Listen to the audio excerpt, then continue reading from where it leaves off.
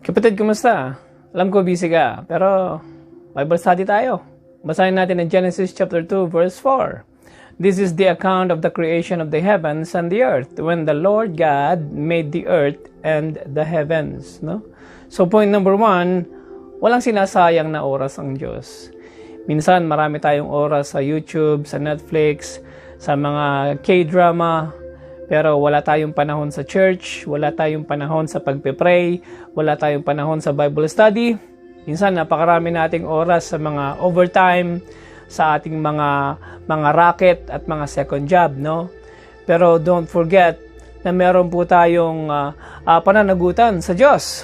Dahil when you spend time with God, no?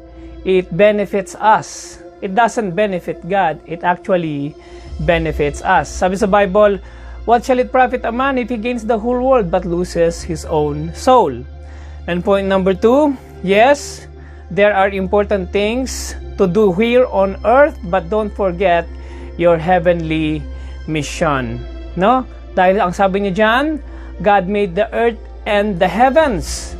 So ibig sabihin, ibalik mo sa Panginoon yung ipinagkaloob na oras ng Diyos sa iyo, yung pinagkaloob na talento at pinagkaloob na kalusugan ng Diyos sa iyo, ibalik mo sa Panginoon. How do you do that? By serving others, by loving others, by being kind to others, by doing good for others, no? Gamitin mo sa mabuti ang talento at kalakasan at oras at kalusugan na pinagkaloob ng Diyos sa iyo, kapatid. Why? Because we are the salt and the light of this world.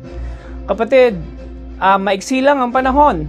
Set an example, no? At mamuhay tayo ng meron pong kabanalan.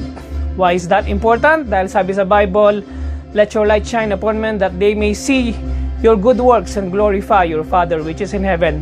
Alam mo, kapatid, kapag ginawa mo yon, you're giving God all the glory. He will reward you richly and abundantly. Dahil meron pong reward ang pagsunod sa ating pong Panginoon. Kaya mag-ready ka na dahil makakaranas ka ng matinding pagpapala kapag inuna mo ang Panginoon. Seek ye first the kingdom of God and His righteousness, and all these things shall be added unto you. Good evening at mag-iingat po kayo. God bless, kapatid. Sana magkita ulit tayo sa ating susunod na Bible study. God bless.